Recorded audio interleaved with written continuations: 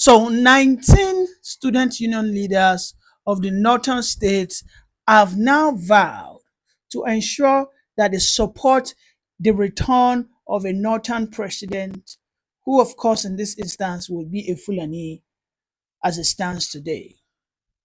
For every conversations that the North push forward to try and reposition or reclaim that their northern hegemony above the South, I will always stand by it. If you want to claim that we are in a country that shows or respects what we call the diversity, justice, equity, then the North should just go and have a seat at the back or support a Southern candidate. Some hours ago, 19 students went into the home of Atiku Abubakar to pledge his support for his presidential race come 2027. Am I okay with Tinubu's presidency? Absolutely not. But I am not even okay that a Northerner must return. It is not about you being bigot or not. The question is, why didn't Atiku bring forward a Southern president?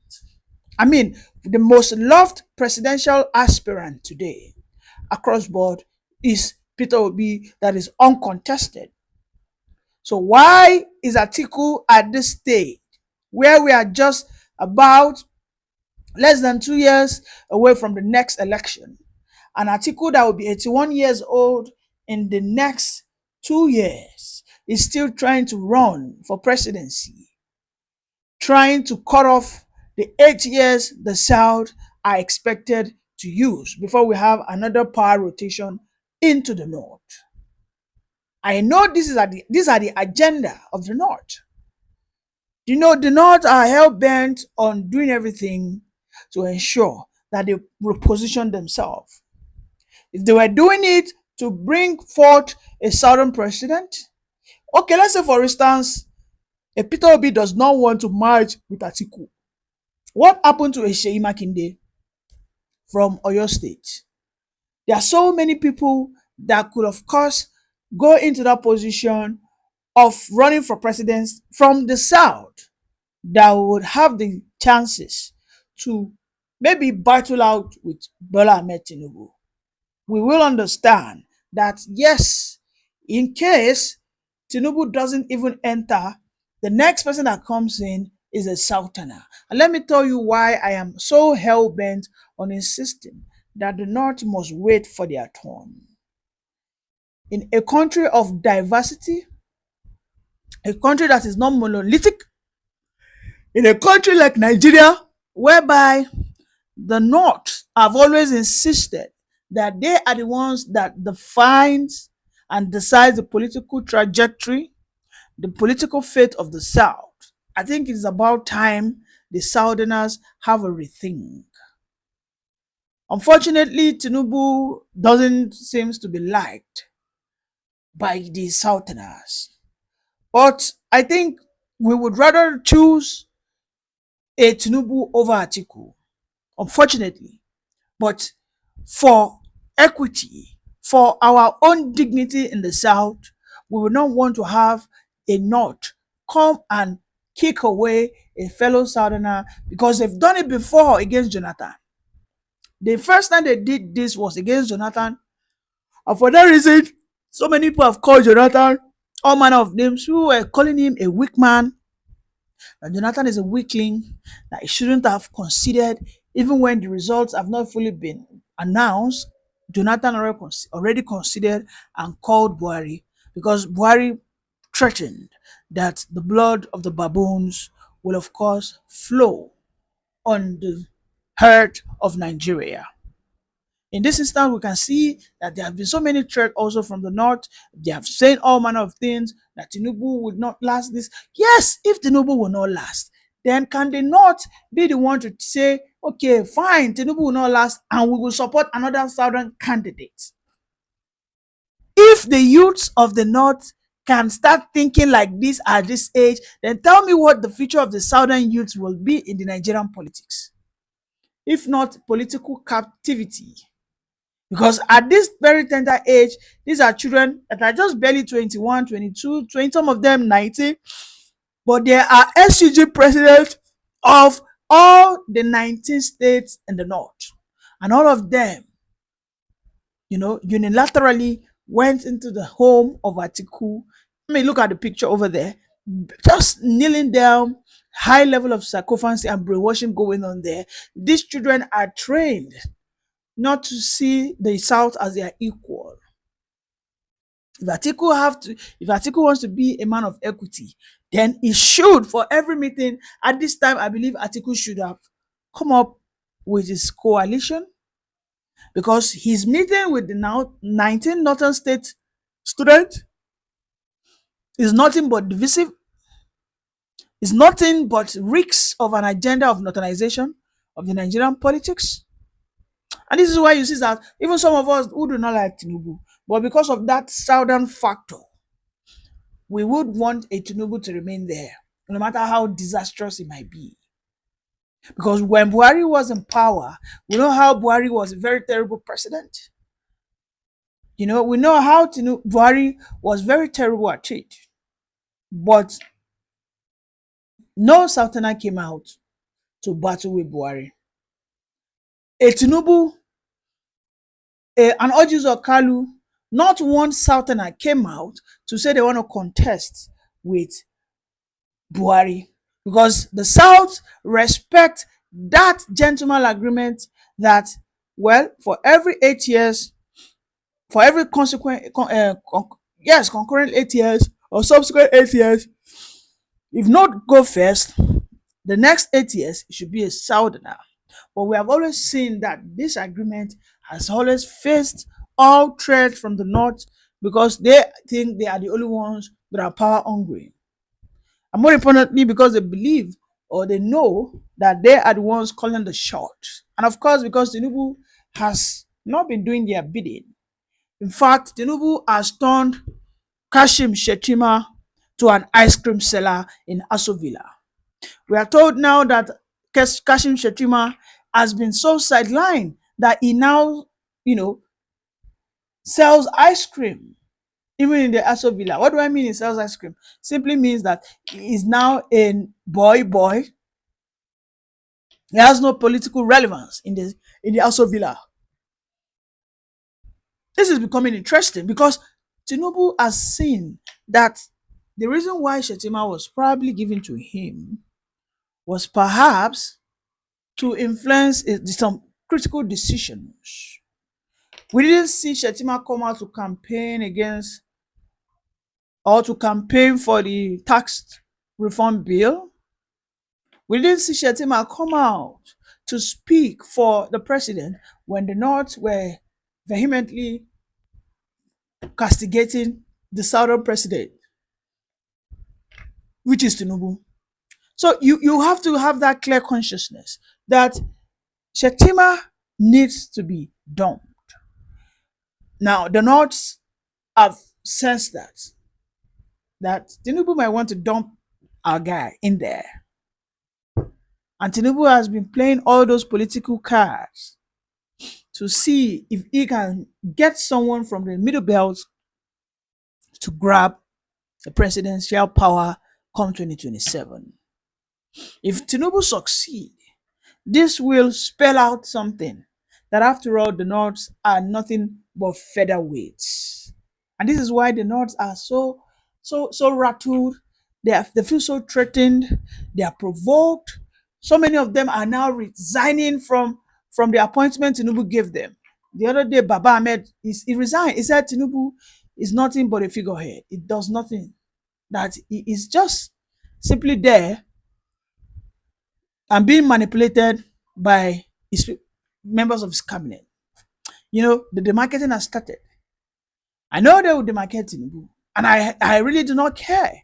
But what I care about is a Tinubu, even if he gets kicked out, then it must be replaced by a Southern president.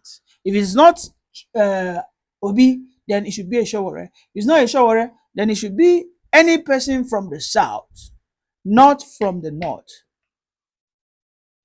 Because if they succeed, wherein someone from the North successfully represent him, Tinubu, then we have to understand that the Nigeria political landscape has been finally captured, wherein the North will only they will be the one deciding that, okay, in the next 20 years, we'll allow one Southerner to rule for 4 years. This is what it means. And this is why I am so very much against the fact that if a Northerner, feel that come 2027, he has the right to contest, is nothing but an enemy of equity. And I think that everything that Tinubu is doing, whereby he's trying to extract, to separate the middle belt from the North, I think is the right way, because we sincerely need to not to get provoked and angry, so they can begin to push for referendum or for separation of the country or return back to regionalism.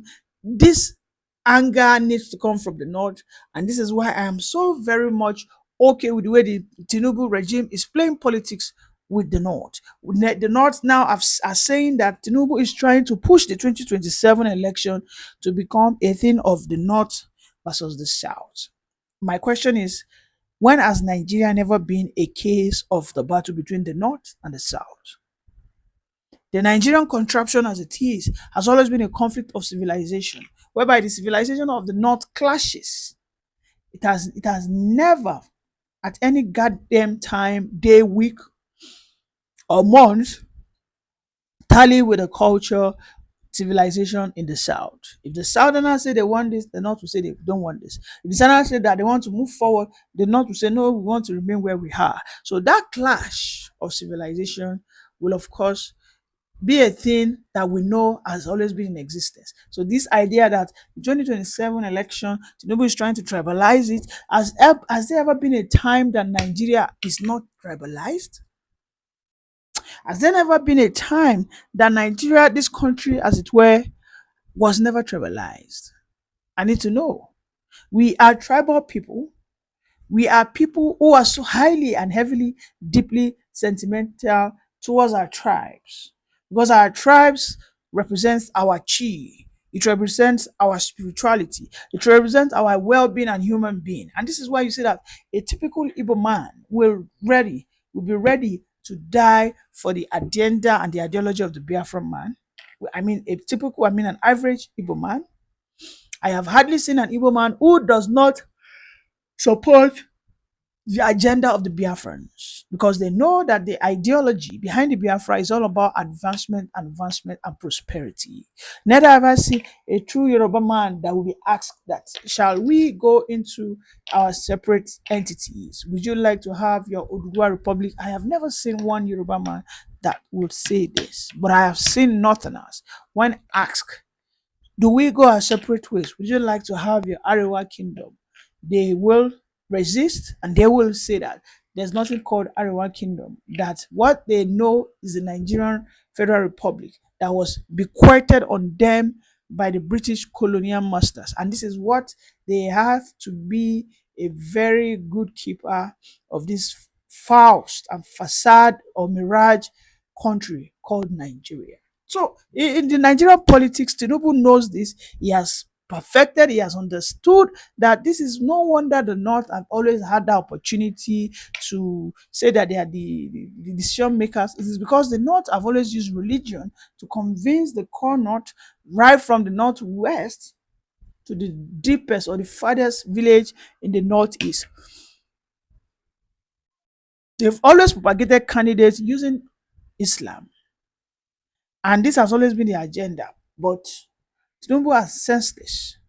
He has said that I will reject every chances of me Islamizing the country.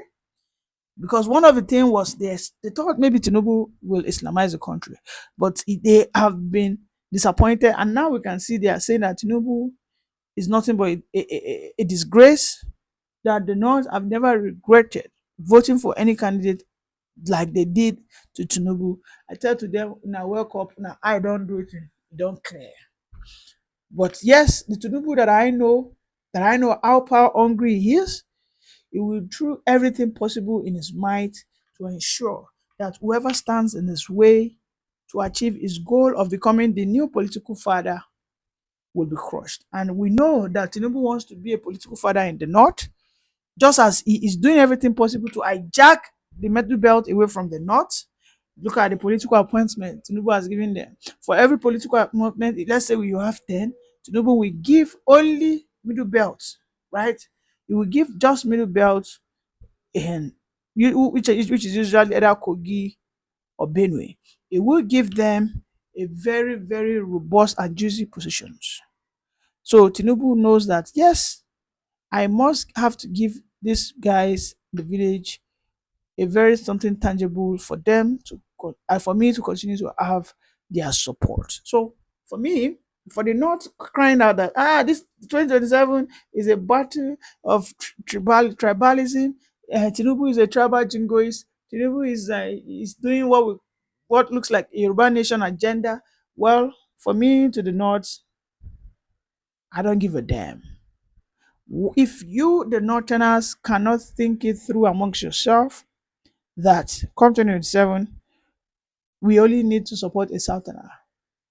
And you people are not ready to have such thinking in such reasonable manner, then we would rather have a Tinubu complete his 8 years. Thank you and bye for now.